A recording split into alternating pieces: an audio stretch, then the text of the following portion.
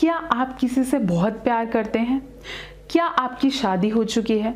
क्या आप ऐसे रिलेशनशिप में हैं जिसमें आप चाहते हैं कि उसकी बॉन्डिंग और स्ट्रांग हो जाए? क्या आप एक लिव इन रिलेशनशिप में हैं और धीरे से उसको शादी में टर्न करने वाले हैं?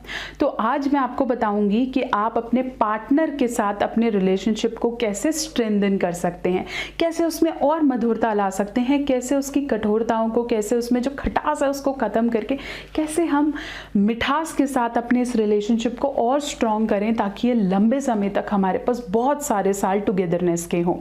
चलिए मैं आपको बता रही थी कि अपने रिलेशनशिप्स को, specially the relationship of love, उसे आप कैसे बहुत अच्छा कर सकते हैं। Point number 1 an important point is communication. देखिए, ऐसे किसी रिलेशनशिप का क्या फ़ायदा जिसके अंदर कम्युनिकेशन ना हो, जिसके अंदर बातचीत ना हो, जिसके अंदर बातें ना हो।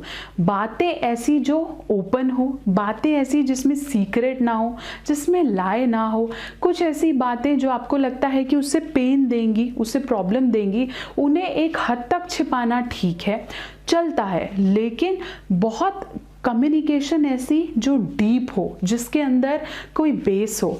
अगर आप ऑफिस से आ रहे हैं और आते ही अपने अपना बैग रखा, खाना खाया, आप सो गए, तो इस तरह का रिलेशनशिप एक डेड रिलेशनशिप कहलाता है। तो it's always important that you sit, you talk, how was your day, which will make the communication stronger.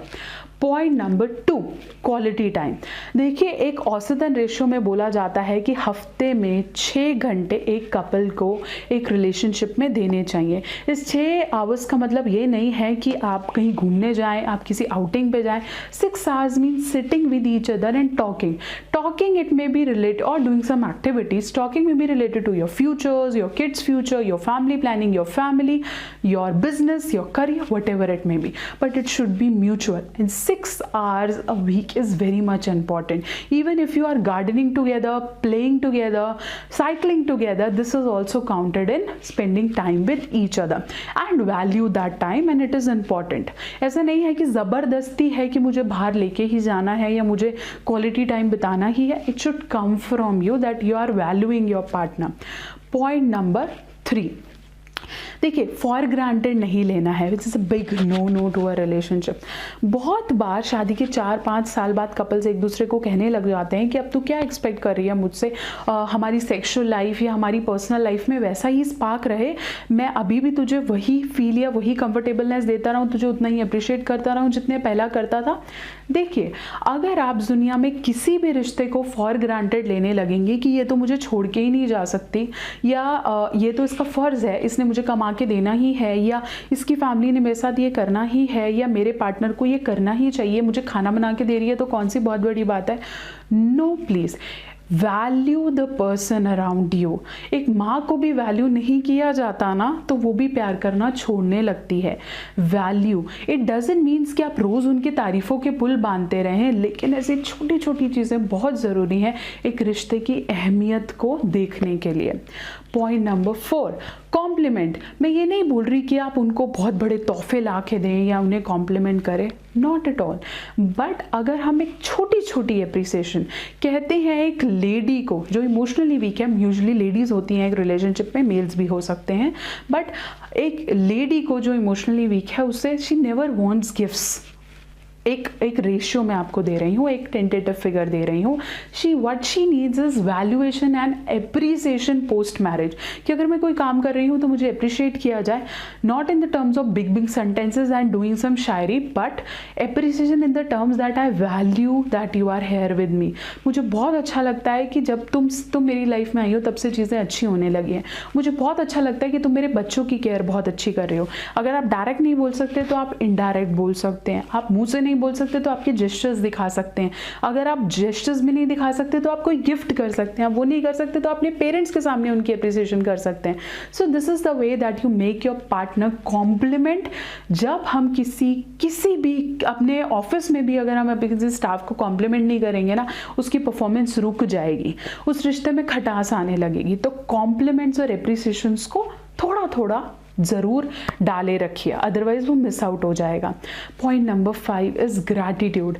देखिए, ऐसा नहीं है कि मैं अपने हस्बैंड के लिए कुछ कर रही हूँ तो उनको मेरे लिए एहसान जताना है, नहीं। लेकिन अगर आपने अपने हस्बैंड के लिए, अपनी वाइफ के लिए कोई सैक्रिफाइस किया है, कहीं ना कहीं छोटे छोटे कॉम्प्रोमाइज़ किए हैं, कहीं ना कहीं एडजस्ट किया है, तो प्लीज़ आप उन्हें ग्रैटिट्यूड ज़रूर बोलें, उन्हें थैंक यू ज़रूर बोलें। ऐसा नहीं है कि किसी रिश्ते में थैंक यू नहीं बोलना चाहिए। फॉरगिवनेस भी बराबर की इंपॉर्टेंट है। इफ आई से point number 6, it should B forgiveness. गलतियाँ किससे नहीं होती यार, हमारे बच्चों से होती हैं, हमारे बड़ों से होती हैं। अगर मेरे पार्टनर ने कुछ गलती कर दी है, हो सकता है उनका झुकाव किसी और की तरफ हो गया हो सकता है उन्होंने घर की किसी फाइनेंस में कोई गलती कर दी हो सकता है उन्होंने इच्छा के मारे कुछ गलत कर लिया हो, लेकिन इसका ये मतलब नहीं है that you will be stuck on one point and shouldn't move. Try to forgive. Forgiveness shouldn't be repetitive, but अगर एक या दो गलती है और पार्टनर उसे मान रहा है, then you should forgive and move towards strengthening your relationship in a better way. Now the point comes, बहुत से लोग मुझे आके बोलते हैं मैम मैं ही क्यों कॉम्प्रोमाइज़ करूँ हमेशा मेरी क्यों गलती होती है इस रिलेशनशिप में। देखिए, रिलेशनशिप या शादी ना कोई ट्रू एंड फॉल्स की लड़ाई नहीं है कि मैं सही हूँ मैं गलत हूँ, मैं सही हूँ और मैं गलत हूँ। अगर आप दोनों एक कॉमन पॉइंट पे आते हैं और वो गलत भी होता है ना तो भी वो चलेगा। What is important is that you both should come on a single point. That single point doesn't matter is right or wrong. It is important कि वो आपकी लाइफ को एक मूवमेंट दे। बहुत बार अपने को झुकना पड़ता है, बहुत बार मेल पार्टनर को झुकना पड़ता है, बहुत बार फैमिली झुकती है हमारे रिलेशनशिप के लिए। तो हमारा पर्पस क्या है कि मूव करता रहे। हमारा पर्पस ये है कि हम अपने प्यार को वैल्यू देते रहें और ये छोटी मोटी नोकझोंक को हम भुलाते रहें। जब तक हम फॉरगिव नहीं करेंगे हम मूव नहीं कर पाएंगे। Adaptability is part of life. हमारा बच्चा हमें शोर मचाता है, हम पे गुस्सा करता है, तो बीइंग अ मदर हम क्या करते हैं, उसे इग्नोर करते हैं, मूव करते हैं। उनके वर्ड्स को नहीं देखते, उसके पीछे की इंटेंशन को देखते हैं कि गुस्से में बोल गया। ऐसे ही आपको, लेकिन ये रिपीटेटिव नहीं होना चाहिए। अगर ये बार बार हो रहा है then definitely you must take action, either you are a boy male partner और अ फीमेल पार्टनर।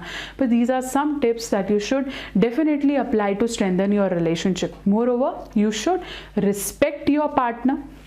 इस पे फ़र्क नहीं पड़ता कि वो कितना कमाते हैं रिस्पेक्ट की क्वाड्रेंट में। अगर आपको लगता है बीइंग अ फीमेल पार्टनर मैं 1 लाख रुपए कमाती हूँ, वो 75,000 रुपये कमाते हैं, तो इसका ये मतलब नहीं है कि हम उसकी रिस्पेक्ट बंद कर देंगे।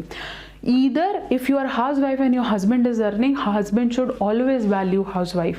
आपको अपने पार्टनर की रिस्पेक्ट करनी है, क्योंकि अगर वो नहीं होते तो आज आप ये नहीं कर रहे होते। वो नहीं होते तो शायद आपके बच्चे इतना खुश नहीं होते। वो नहीं होते तो शायद ये जो सोसाइटी में आपकी रिस्पेक्ट है, लोग आपको वैल्यू करते हैं, वो सब नहीं होता।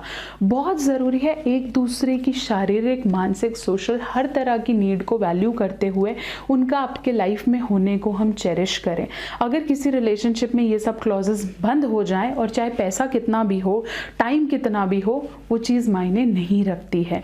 तो कोशिश करें अपने रिलेशनशिप को शुरू से फिर दोबारा एक पावर के साथ स्ट्रेंथन करने की और इन टिप्स को अप्लाई करने की।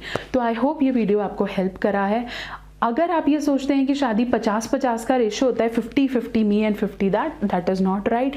Marriage is always 75-25 ratio. अपनी तरफ से ज़्यादा देने की कोशिश करें और वहाँ से जितना मिलता है उसको एक्सेप्ट करें, but it shouldn't be a repetitive circle. So I hope that you like this video. मुझसे जुड़े रहना है, हमारा भी तो एक रिलेशनशिप है ना, और इसे स्ट्रेंथन कैसे होगा?